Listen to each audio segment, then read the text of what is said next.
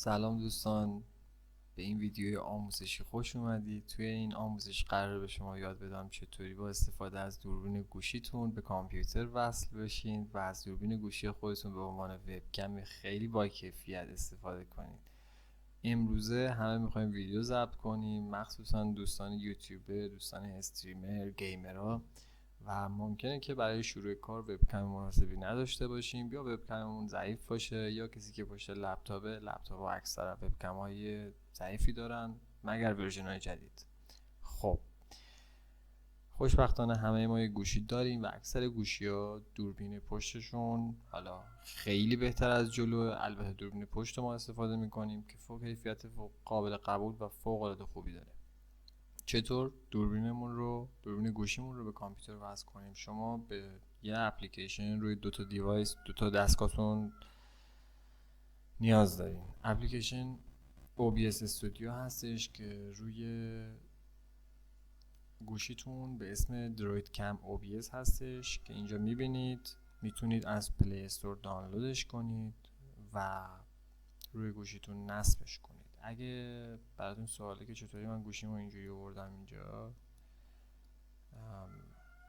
جدا از اینکه حالا سری اپلیکیشن ها هست، اپلیکیشنی که من استفاده میکنم رو توی این ویدیویی که اینجا براتون میذارم آموزش میدم، میتونید ازش استفاده کنید. خب روی گوشیتون اینو باز میکنید و روی کامپیوتر اپلیکیشن OBS استودیو رو دانلودش میکنید. توی براوزرتون می‌نویسید دانلود OBS استودیو و اینجا کلیک میکنید و روی دانلود اینستالر اینجا کلیک میکنید که من دارمش دیگه، دانلودش نمیکنم، شما دانلودش کنید، نصبش کنید. بعد از اینکه نصب کردید برگردید توی براوزر و سرچ کنید droidcam app/obs. این بالا میبینید، اینتر کنید. این یک افزونه هست برای اپلیکیشن OBS یا همون پلاگین که برای نسخه ویندوز یا لینوکس یا مکس هر کدوم هست. این رو بگیرید دانلود کنید. من دارمش دیگه، دانلود نمی کنم دیگه، کار نداریم. اینجا براوزرتون رو میبندین، میایین تو اپلیکیشن OBS که الان من دارم فیلم باش ضبط میکنم. اینجا توی قسمت سورس به علاوه رو میزنید، این گزینه اضافه شده به OBS تون، droidcam OBS. اینو کلیک میکنید، create new، اسم براش انتخاب میکنید، اوکی میزنید و اینجا رزولوشنش رو میتونید انتخاب کنید که من میذارمش روی این. و از قسمت خب دیوایس ها، ویدیو فرمتش هم میتونید حالا همونی که هست باشه یا عوضش کنید. از جو قسمت دیوایس به دو طریق میتونید شما وصل شید، یا از طریق کابل یا از طریق IP یا همون وای فای. اینجا رفرش دیوایس لیست رو میزنید. اگه گوشیتون با USB به کامپیوترتون وصل باشه، یه گزینه دیگه اینجا اضافه میشه به نام USB.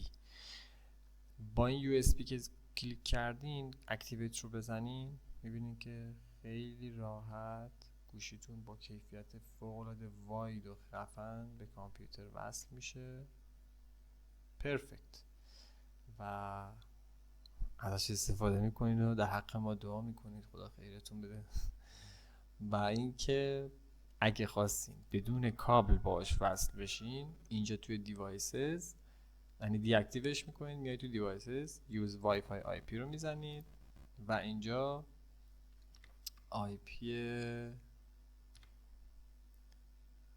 خودتون رو میزنید، آی پی که توی گوشیتون نوشته شده.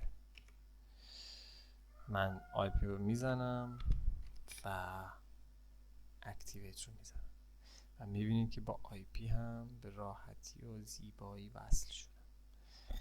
خب اوکی میکنم و میتونید شما اینو OBS رو اینجا تنظیم کنید و استریم کنید، حالش رو گوشیتون رو روی سپایه قرار بدین و این ویدیو رو لایک کنید برای دوستاتون که فکر میکنید به این تکنیک و این اپلیکیشن نیاز دارن بفرستین. پیج من رو سابسکرایب کنید تا از این ویدیوهای خفن بیشتر براتون آپلود کنم.